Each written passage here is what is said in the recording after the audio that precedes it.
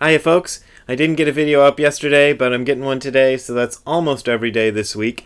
Today I would like to talk to you about superpowers. This is kind of a follow-up to a previous video I did a couple of days ago called Buddha Was a Genius, so you can look that up if you want to see what I said there.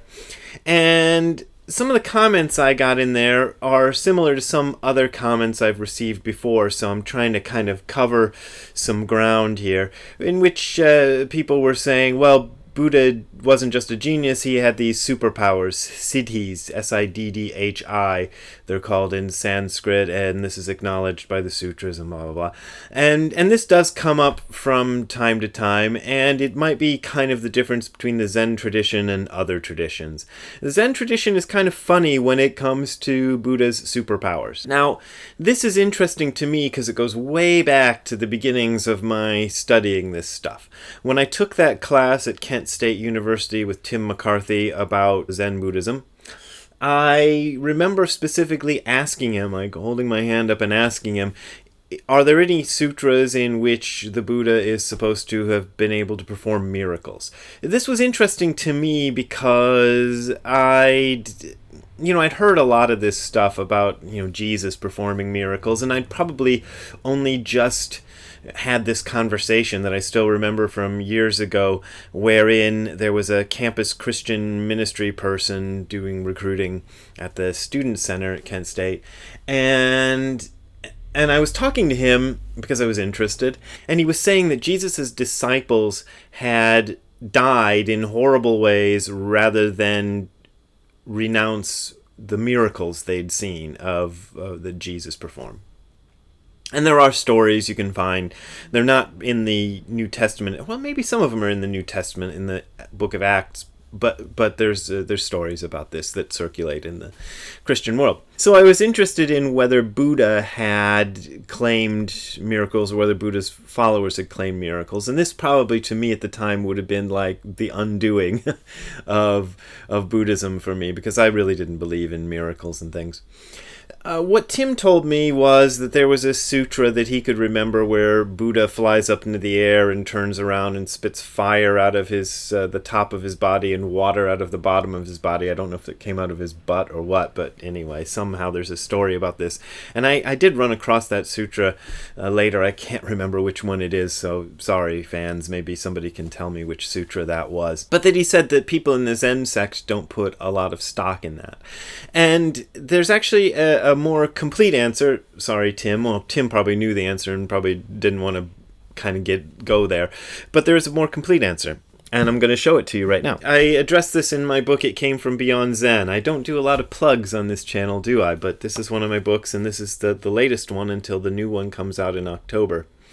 And there's a chapter in here, which is chapter 9, called Buddhist Superpowers, Jinzu.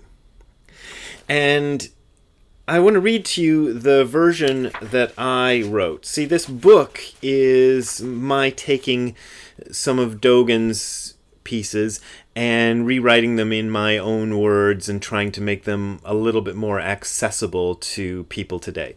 If you really are hardcore and you want to find a more standard translation, but you don't want to have to try to learn ancient Japanese, it appears in this book, which is easy to find in your average Barnes and Nobles, or they can order it for you, or I'm sure Amazon and places like that have it. Enlightenment Unfolds by Kazuaki Tanahashi. And in this book, it appears on page 104, and his title for it is Miracles. And if you want to go, these are unfortunately only available through ordering on Amazon and maybe a couple other online places. You can't really get them in stores, but it's in book 2 of the Nishijima Cross version of Shobogenzo, in which it goes under its original title, Jinzu. So I'll read you my version of the beginning of it, because I think it says a lot about the idea within the Zen sect, or at least within Dogen's version of the Zen sect, about these sort of miracles and superpowers. Superpowers are the burgers and fries of Buddhism. Now, I think he says something like the tea and rice of Buddhism, so there you go. Nobody can ever get enough of them. Sometimes they say there are 6 kinds, and sometimes they say there's 1. There's also a state without superpowers, and there's a state that goes beyond having superpowers. There are 3,000 superpowers every morning and 800 superpowers every evening. Superpowers appear simultaneously with Buddha, but Buddha doesn't pay any attention to them. They disappear along with Buddha, but that doesn't demolish Buddha. And by the way, the word I'm giving you as superpowers in here is jinzu, which Tanahashi translates as miracles, and it has some other different translations here and there. Whether way up in heaven or coming down from heaven, superpowers are always the same. When doing training and experiencing enlightenment, they're still the same. They're one with the Himalayas. They're trees and rocks too. Way back in the day, some of Buddha's followers brought him a robe and a little statue called a stupa. Buddha said, "What an amazing superpower." Any other Buddha of the past, present, or future would have said the same thing. Once upon a time, a really super cool Zen master named Isan Ryu was lying down in his room when a student named Shemp came to see him. His name actually isn't Shemp, but there's two characters in this story named Kyogen and Kyozan, and I even had trouble telling them apart, so I just made them Shemp and Larry. So Shemp came to see him. Isan turned so he was facing the wall. Shemp said, "Hey man, I'm your student, don't show me your butt." Isan started to get up, but Shemp just left. Isan called him back. "Hey Shemp." When Shemp returned, Isan said, "Let me tell you about this weird dream I had." Shemp leaned in so he could listen. Isan said, "See if you can tell me what the dream means." Shemp then left and got Isan a basin of water and a towel. Isan washed his face to wake himself up. Then he sat there for a couple of minutes. Right then, another guy named Larry showed up. Isan said to him, "Me and Shemp have been practicing our superpowers together. We've got some mad super skills. It's not just small stuff." Larry said, "I was standing outside and heard the whole thing." Isan said, "Why don't you try some of your own superpowers?" Larry went out, made some tea, and brought it back into the room. Tea has caffeine in it. It's another symbol of waking up. Isan said, "You two are even better at this than Buddha's most superpowered disciples." If you want to know the real Buddhist superpowers, pay attention to this story. This is Dogen speaking. These aren't just small stuff superpowers they're exhibiting in this story. They are the real superpowers that have been transmitted from master to disciple in the Buddhist order. Don't listen to anyone who talks about other sorts of superpowers. And the chapter goes on from there, and there's more to it.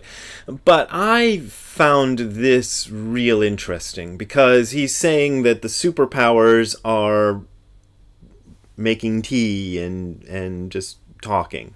And this one kind of interests me because I can kind of put myself in the position of Shemp and Larry, or Kyozan and Kyogen. And I think if one of my teachers, if Tim or Nishijima Roshi had said, "I had this weird dream, can you tell me what it means?" I'd be like, "Oh boy, tell me about your weird dream, and I want to see what it means," like a little, I don't know what a little something, a little guy worried about what his teacher's dreams are. I would have been real interested, is the point I'm trying to make here. So when the students hear the master say that and then bring him a wash basin to wake him up, or some tea to wake him up, they are exhibiting a kind of interesting superpower right there, in that they're not interested in superpowers. They're not interested in extraordinary miracles. They're interested in the here and now.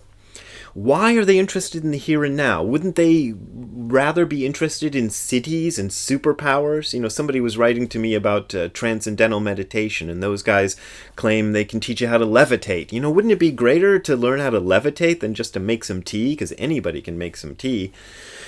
That's the point, though. The point is that this world we are living in is already a bizarre, amazing miracle. And I know when I first heard that kind of stuff, I'm like, oh yeah, this world, bizarre, amazing miracle.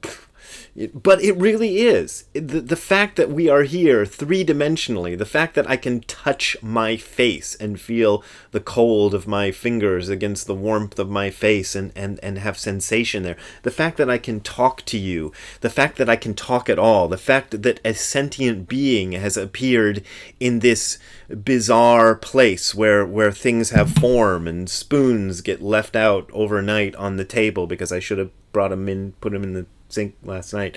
These kind of things are actual God bless me, America, real live miracles.